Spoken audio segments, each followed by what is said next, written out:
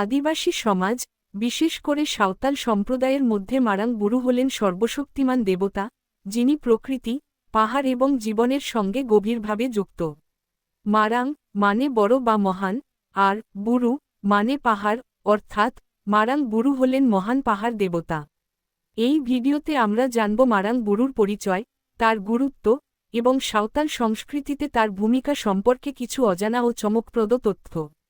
তাহলে ভিডিওটি শেষ পর্যন্ত দেখুন, আর চলুন শুরু করা যাক। মারাং বুরু হলেন সাঁওতাল, ভূমিজ, হো এবং মুন্ডা জনগোষ্ঠীর সর্বোচ্চ দেবতা, যারা মূলত ভারত, বাংলাদেশ এবং নেপালে বসবাস করেন।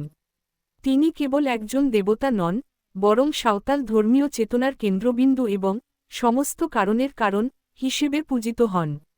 এই বিশ্বাস সাঁওতাল ধর্মকে একাধারে একেশ্বরবাদী ও সর্বব্যাপিতাবাদী করে তুলেছে। সাঁওতালি ভাষায় মারাং শব্দের অর্থ মহান বা বৃহৎ এবং বুরু শব্দের অর্থ পর্বত। তাই মারাং বুরু নামের আক্ষরিক অর্থ হল মহান পর্বত। সাঁওতালদের বিশ্বাস অনুযায়ী মারাং বুরুর প্রকৃত নাম হল লিটা। তিনি শুধুমাত্র একজন পর্বত দেবতা নন, বরং সমগ্র প্রকৃতি ও জগতের অধিপতি এবং সর্বশক্তিমান সৃষ্টিকর্তা। সাঁওতাল লোককথায় মারাং বুরুকে কেন্দ্র করে বহু সৃষ্টি কাহিনী প্রচলিত আছে।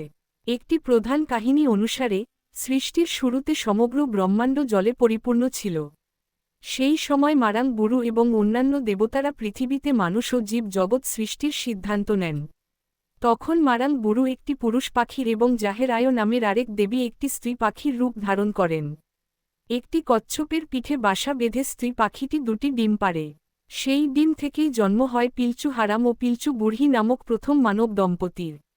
তাদের 7টি পুত্র ও 7টি কন্যা সন্তান জন্মায়, এবং সাঁওতালরা বিশ্বাস করে যে এই 14 জনই তাদের আদি পূর্বপুরুষ।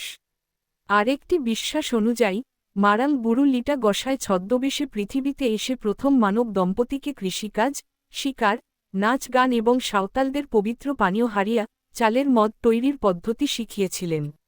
সাঁওতাল গ্রামের এক প্রান্তে শালগাছ পরিবেষ্টিত জাহের থান বা পবিত্র স্থানে মারাং বুরুর পূজা করা হয়।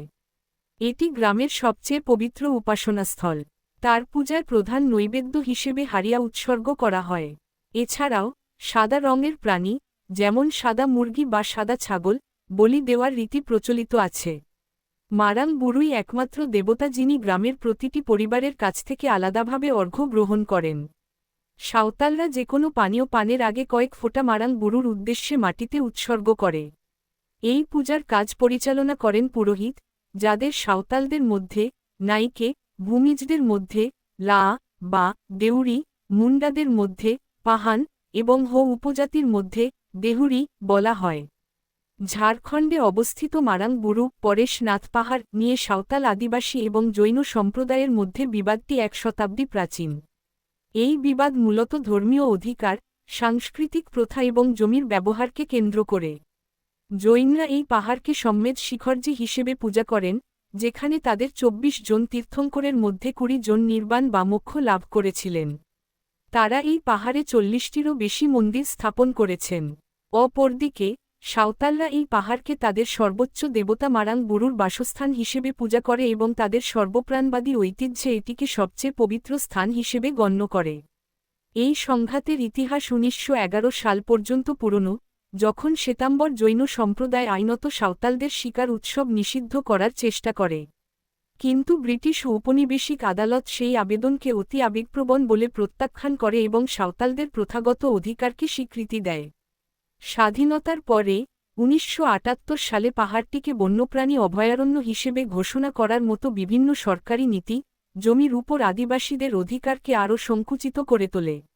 2023 সালে ভারতের পরিবেশ, বন ও জলবায়ু পরিবর্তন মন্ত্রক একটি নির্দেশিকা জারি করে পাহাড়টির 25 কিলোমিটার ব্যাসার্ধের মধ্যে মাংস, মদ এবং অন্যান্য মাদকদ্রব্য নিষিদ্ধ ঘোষণা করে, যার ফলে মূলত আদিবাসী অধ্যুষিত 99টি গ্রাম প্রভাবিত হয়। 3রা মে 2025 তারিখে ঝাড়খণ্ড হাইকোর্ট এই নিষেধাজ্ঞা বহাল রেখেছে এবং রাজ্য সরকারকে এটি কার্যকর করতে ও নিয়ম পালন নিশ্চিত করার জন্য নিরাপত্তা বাড়ানোর নির্দেশ দিয়েছে। যদিও জৈন সম্প্রদায় এই পদক্ষেপগুলিকে স্থানের পবিত্রতা রক্ষার জন্য অপরিহার্য বলে মনে করে, সাঁওতাল সম্প্রদায় তাদের প্রথাগত অধিকারের দাবি জানিয়ে চলেছে। স্থানীয় সাঁওতাল সংগঠনগুলি এর বিরুদ্ধে পাল্টা আবেদন দাখিল করছে এবং ক্রমবর্ধমান বিধিনিষেধের মধ্যেও নিজেদের ধর্মীয় উৎসব উদযাপন অব্যাহত রেখেছে। তো বন্ধুরা, এই ছিল মারাং বুরুকে নিয়ে আজকের আমাদের আলোচনা। আশা করি ভিডিওটি আপনাদের ভালো লেগেছে এবং কিছু নতুন তথ্য জানতে পেরেছেন। যদি ভিডিওটি ভালো লাগে তাহলে অবশ্যই লাইক, শেয়ার এবং সাবস্ক্রাইব করতে ভুলবেন না। আপনাদের কোনো মতামত বা প্রশ্ন থাকলে নিচে কমেন্ট করে জানাবেন, আমি অবশ্যই উত্তর দেওয়ার চেষ্টা করব। এরকম আরও তথ্যবহুল ভিডিও পেতে আমাদের চ্যানেলের সাথেই থাকুন। ধন্যবাদ সবাইকে, আবার দেখা হবে।